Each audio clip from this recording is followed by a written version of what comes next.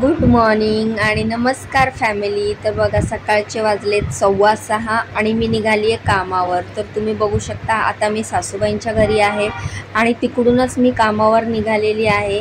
तर कामावर पोचली आहे मी आणि इकडे पोचल्यावर आता तुम्हाला दाखवणार आहे मी कामावर काय काय जेवण बनवते, कुठली रेसिपी बनवते।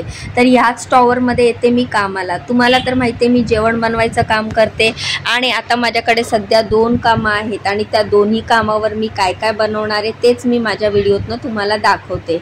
तर असेच मला खूप सपोर्ट करत जावा, माझ्या व्हिडिओंना लाईक करत जावा, चॅनलला सबस्क्राईब करा।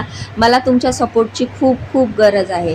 तर धावपळ सुरू आहे घरातलं बाहेरचं काम वगैरे, त्यामुळे चेहरा असा उतरलेला आहे, पण काही नाही, थोड्या दिवसाची धावपळ आहे।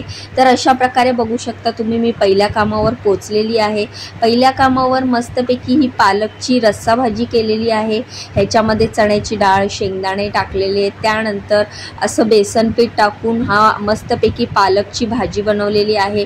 ह्या घरामध्ये अशा प्रकारची म्हणजे अशी पालकची भाजी खूप आवडते।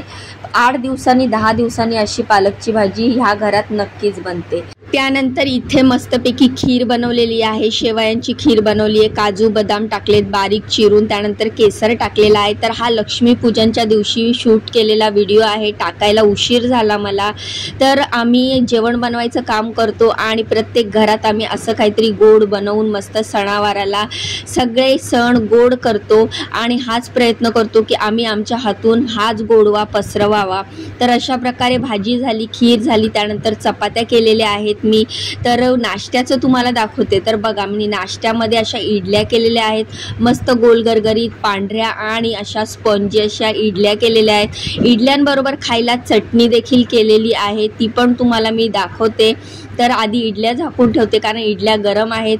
तर बघू शकता तुम्ही ही मस्तपैकी ओल्या नारळाची डाळ्या टाकून, त्या चण्याच्या डाळ्या असतात ना त्या टाकून ही चटणी बनवलेली आहे। तर नाश्त्यासाठी इडली चटणी बनवली, खीर बनवली, जेवणामध्ये पालकची भाजी बनवली, चपात्या बनवल्या। तर सगळं जेवण मी कढईतनं रिकामी केलेलं आहेत कढया, कारण मी भांडे घासून जाणार आहे। कढयांमधनं सगळं जेवण छोट्या छोट्या भांड्यांमध्ये ट्रान्सफर केलेलं आहे आणि आता सगळी भांडी वगैरे घासून सगळं किचन गॅस क्लीन करून माझं सगळं काम झालेलं आहे। आता गॅसचं मेन नॉब बंद करून मी चालली आहे दुसऱ्या कामावर। तर दुसऱ्या कामावर तुम्हाला दाखवते की मी तिकडे काय बनवणार आहे। तर चला माझ्याबरोबर दुसऱ्या कामावर। तर बघा पहिलं काम माझं झालेलं आहे आणि मी आता निघालेली आहे दुसऱ्या कामावर। तर दुसऱ्या कामावर मी काय बनवते ते तुम्हाला माझ्या व्हिडिओतनं दाखवणार आहे।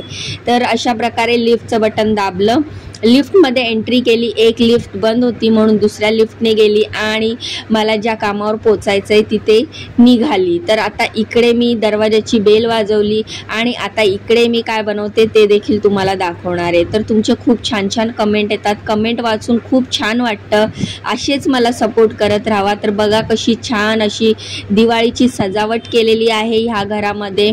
तर खूप छान, हातात सकाळचा व्हिडिओ आहे पण रात्री हे दिवे वगैरे लावून किती सुंदर दिसत असेल। तर अशा प्रकारे अशी मस्तपैकी सजावट केलेली आहे। तर लक्ष्मीपूजनाचा हा व्हिडिओ जसं की मी तुम्हाला सांगितलेलं आहे। त्यानंतर इकडे काय बनवलं आहे, तर इकडे बनवलेलं आहे नाश्त्यासाठी मस्तपैकी असं ॲव्होकाडो सँडविच। तर ॲव्होकाडो सँडविच इथे नाश्त्यामध्ये बनवलेलं आहे।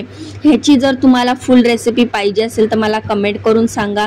ॲव्होकाडो सँडविच अतिशय सोपं, झटपट आणि खूपच हेल्दी डिश आहे। सँडविच टोस्ट होईपर्यंत टोडूला अंड दिलं, कारण टोडूचा पण नाश्त्याचा वेळ झालेली होती। मॅडमसाठी नाश्ता काढत होता मुकेश भैया, कारण मॅडमला नाश्ता द्यायचा होता। तर एका बाजूला मॅडमला नाश्ता दिला, एका बाजूला टोडूला नाश्ता दिला। तर बघू शकता मस्त सॉस दिला आणि जे ॲव्होकाडो सँडविच बनवलेलं ते देखील दिला। आता हे सँडविच मी सरांसाठी बनवत आहे, कारण की सरांना चीजवालं सँडविच पाहिजे असतं, सरांना चीज ॲव्होकाडोमध्ये चीज टाकून खूप आवडतं। तर अशा प्रकारे हे मस्तपैकी चीज टाकून ॲव्होकाडो सँडविच नाश्त्यासाठी बनवलं आहे। जेवणासाठी तर मस्तपैकी स्पेशल चायनीज बनवलेलं आहे।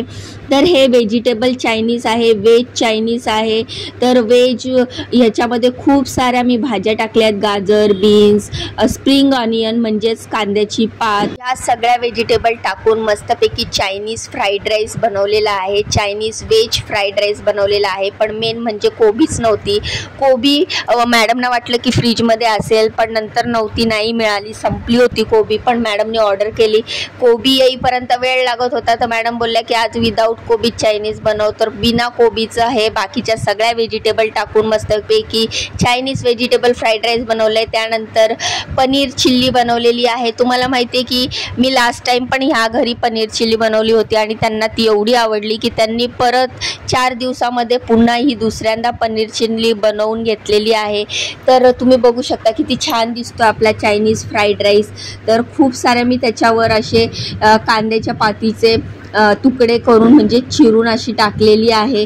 तर जेवढी सुंदर ही रेसिपी दिसत होती तेवढीच टेस्टी झालेली आहे. तर किचन गॅस सगळा क्लीन केला आहे, सगळं जेवण झाकून ठेवलं आहे कारण मॅडमचा नाश्ता झालेला आहे. हे दुपारचं लंच आहे आणि अजून ब्रेकफास्ट सुरूच आहे. तर बघा मुकेश भैया मागे मी बनवलेले सँडविच टोस्ट करतोय. माझं काम झालं आहे त्यामुळे मी घरी आलेली आहे. घरी आल्या पीठ मळलं, वरण भाताचा कुकर लावला आणि वांग बटाट्याची भाजी बनवायला घेतली. तर घरी आल्या म्हणजे आता तुम्ही म्हणाल एवढा मोठा कुकर, तर मी तुम्हाला सांगितलं मी सासूबाईंच्या घरी आहे आणि ते 6 ते 7 लोकांचं जेवण बनवायचं कारण आम्ही 4 जण आहोत. तर त्यामुळे एकदाच एवढा मोठा कुकर लावून टाकला आणि पटापट अशा मोठ्या चपात्या करायला घेतल्या. व्हिडिओ जास्त मोठा होत होता म्हणून फास्ट फॉरवर्ड केला. तर तुम्ही बघू शकता किती मोठ्या अशा पटापट मी चपात्या करून घेतलेल्या आहेत. कारण की एवढ्या जणांच्या करायच्या म्हटलं तर अशा छोट्या करत बसली तर खूप उशीर लागेल. म्हणून अशा मस्तपैकी खाली माझ्या सासूबाईंच्या घरी खाली एक छोटीशी शेगडी आहे शिंगलची. मग त्या शेगडीवर खाली पटापट चपात्या करून घेतल्या. वरच्या गॅसवर मोठा कुकर लावला. कुकर पण झाला होता, डाळ फोडणीला टाकायची होती. भाजी ठेवली होती, वांग बटाट्याची भाजी पण झाली होती. कारण कामावरनं येऊन मला परत वेळेवर सगळ्यांना जेवण द्यायचं होतं. तर 2 डब्बे भात लावला होता. त्यानंतर डाळ पण केली होती. तर ही लाल डाळ आहे जी सोलापूरला खाल्ली जाते, म्हणजेच लाल डाळ म्हणजेच लाल मिरची पावडर टाकून हे जे डाळ केली जाते ती ही डाळ आहे. आणि तुम्हाला आता वांग बटाट्याची भाजी दाखवते मी. तर ही मस्तपैकी शेंगदाण्याचा कूट टाकून वांग बटाट्याची भाजी मी बनवलेली आहे. खूपच टेस्टी झालेली, सगळ्यांना खूप आवडली. तर ही वांग बटाट्याची भाजीची रेसिपी मी तुम्हाला पुढे नक्की शेअर करेल. पण तुम्ही वांग बटाट्याची भाजीमध्ये शेंगदाण्याचा कूट टाकता का मला कमेंट करून नक्की सांगा. आता तुम्हाला दाखवते डाळ. तर ही बघू शकता मस्तपैकी अशी लाल दिसणारी खूप सारी कोथिंबीर टाकलेली ही अशी डाळ बनवलेली आहे. तर हे एवढं मोठं भांडं घेतलेलं आहे कारण घरात खूप जास्त माणसं आहेत तर सगळ्यांना पुरलं पाहिजे. त्यामुळे 2 डब्बे भात लावला. 9 लिटरचा मोठा कुकर होता त्यामुळे माझं काम हलकं झालं. चांगल्या 18 ते 20 चपात्या केल्या. तर अशा प्रकारे कामावरनं येऊन घरचं पटापट आवरलं. बघितलं किती मोठ्या चपात्या केलेल्या आहेत बघा, एका हातात पण मावत नाही अशा पटापट मस्तपैकी मस्त टम्म फुगणाऱ्या अशा चपात्या केलेल्या आहेत. तर ह्या चपात्या गरम होत्या. आता मी ह्या थंड झाल्यावर जराशा मग त्या कॅस्टरमध्ये भरणार आहे कारण गरम भरल्या की मग त्यांना वाफेमुळे पाणी सुटतं आणि मग खालची चपाती ही ओली होते. तर अशा प्रकारे हा असा आजचा दिवस होता.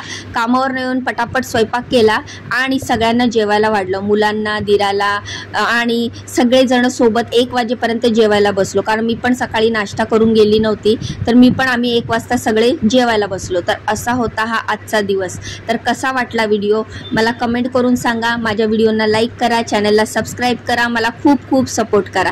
तर उद्या भेटूया नवीन व्हिडिओ. तोपर्यंत बाय.